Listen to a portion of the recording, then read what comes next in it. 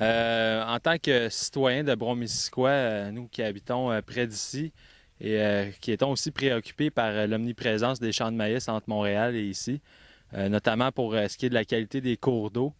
Ça fait des décennies qu'on sait que les cours d'eau doivent être protégés par des bandes riveraines d'au moins 10 mètres. Et encore aujourd'hui, c'est clairement pas appliqué dans la majorité des régions agricoles du Québec.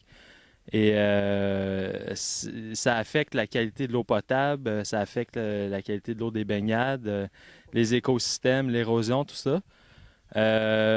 Donc, on a formulé certaines idées qu'on aimerait voir se réaliser.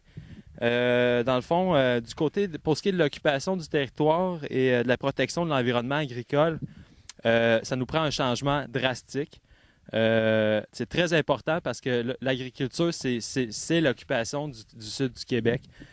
Donc, reconnaissant l'impact économique et écologique qu'occupe l'agriculture sur le territoire du Québec, les citoyens de Québec solidaire Brome-Missisquoi souhaitent, de un, l'implantation d'un système d'étiquetage complet qui inclura de façon claire la provenance des ingrédients, la présence d'organismes génétiquement modifiés, la présence de pesticides scientifiquement reconnus comme étant cancérogènes ou nocifs pour l'environnement et l'incidence hydrique des produits. L'incidence hydrique, c'est est-ce que l'agriculteur est en train de puiser l'eau souterraine de tous les gens autour pour faire son maïs? Est-ce qu'il respecte la capacité de régénération de l'aquifère? Il faut ça en compte. On demande que on aimerait que les produits écologiques à valeur ajoutée, comme produit Yann Gordon, rencontrent une demande directe, locale, et que ceci soit priorisé. Au fond, ce qu'il faut prendre en compte aussi, c'est que l'agriculture biologique que pratique Yann, c'est l'agriculture qui coûte le moins cher à la société québécoise. C'est peut-être plus cher à l'épicerie, pas nécessairement, mais il n'y a aucun passif environnemental, il n'y a aucune externalité économique, il n'y a pas de cours d'eau à dépolluer, il n'y a pas de sol contaminé par ce qu'il fait.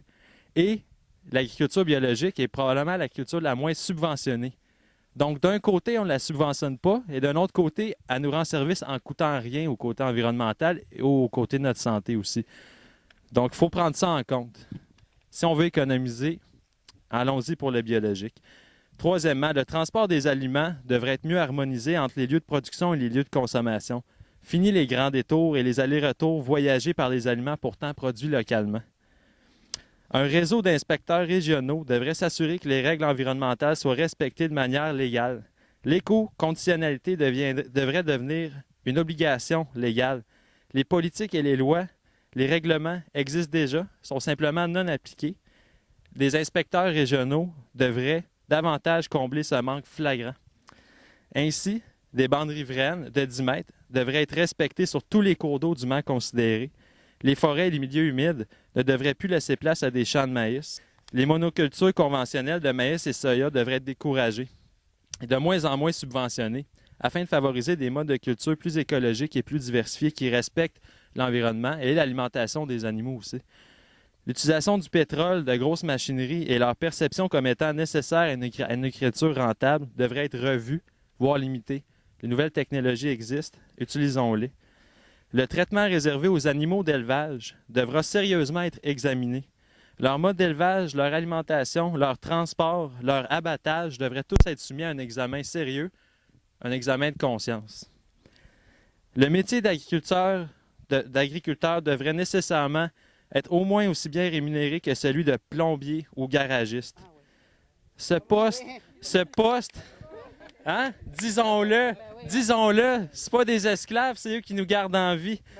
Ce poste étant nécessaire à notre survie collective, point à la ligne. La solidarité investie envers les agriculteurs souhaitera notamment réduire parfois la détresse en milieu rural, l'ennui, voire le suicide chez les agriculteurs qui est très omniprésent malheureusement. OK. René Larouche. Et on est précisément ici, au potager des Humains, sur la terre de mon père. Mon père Alfred, qui est arrivé ici en 1928, puis qui est décédé en 81. Et je suis sûre que mon père est très, très heureux que la ferme serve maintenant à de la culture bio Et c'est un grand plaisir pour nous, la famille, de savoir que c'est Yann qui a acheté et puis que la terre vit encore. Ben, en tout cas, moi, ce que j'entends, ce que je vois, je sens que Québec solidaire, c'est le parti qui me ressemble le plus, ou en tout cas qui risque plus d'aider la cause.